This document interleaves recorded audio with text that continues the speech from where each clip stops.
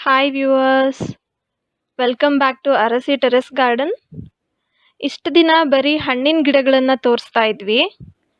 ಈಗ ನಮ್ಮ ಹತ್ರ ಇರೋ ಹೂವಿನ ಗಿಡದಲ್ಲಿ ದಾಸವಾಳ ಗಿಡ ರೀಪಾಟಿಂಗ್ ಮಾಡೋದನ್ನು ನೋಡೋಣ.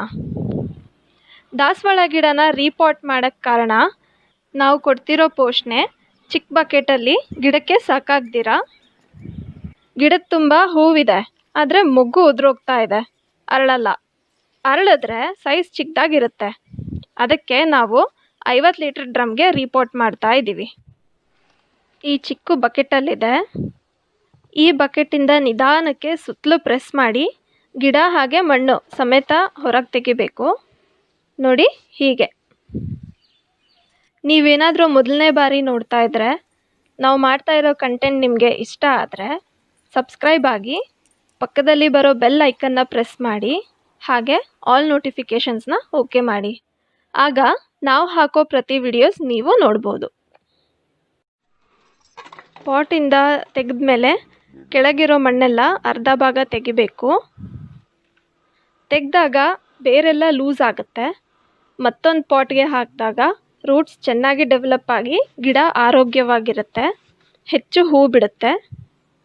ರೀಪಾಟಿಂಗ್ನ ಬೆಳಗ್ಗೆ 9 ಗಂಟೆ ಒಳಗೆ ಬಿಟ್ಟರೆ ಸಂಜೆ 5 ಗಂಟೆ ಮೇಲ್ ಮಾಡಿ. ಯಾವುದೇ ಕಾರಣಕ್ಕೂ ಮಧ್ಯಾಹ್ನ ಟೈಮ್ ಮಾಡಬೇಡಿ. ಬಿಸಿಲಿಂದ ರೂಟ್ಸ್ ಡ್ಯಾಮೇಜ್ ಆಗಿ ಗಿಡ ಹಾಳಾಗುತ್ತೆ. ನೋಡಿ, ಡ್ರಮ್ಮಲ್ಲಿ ಕಾಂಪೋಸ್ಟ್ ರೆಡಿ ಇದೆ. ಇದ್ರ ಕೆಳಗೆ ಸ್ವಲ್ಪ ಮಣ್ಣು ಹಾಕಿ ಗಿಡನ ಡ್ರಮ್ ಒಳಗೆ ಇಡಬೇಕು. ಇಟ್ಮೇಲೆ ಸುತ್ತಲೂ ಮಣ್ಣು, ಗೊಬ್ಬರ, ನೀಮ್ ಕೇಕ್ ಮಿಶ್ರಣದ ಮಣ್ಣು ಹಾಕಿ ಸುತ್ತಲೂ ಪ್ರೆಸ್ ಮಾಡಿ. ನೀರು ಹಾಕಿ. ನೀರು ಯಾವ ರೀತಿ ಹಾಕಬೇಕಂದ್ರೆ, ಸ್ವಲ್ಪನೇ ಹಾಕ್ಕೊಂಡು ಡ್ರೈನ್ಗೆ ಅಂತ ಹೋಲ್ ಮಾಡಿರ್ತೀವಲ್ಲ, ಆ ಹೋಲಿಂದ ನೀರು ಸುರಿಬೇಕು. ಆಗ ಗಿಡಕ್ಕೆ ರೀಪಾಟಿಂಗ್ ಫೀಲ್ ಆಗಲ್ಲ.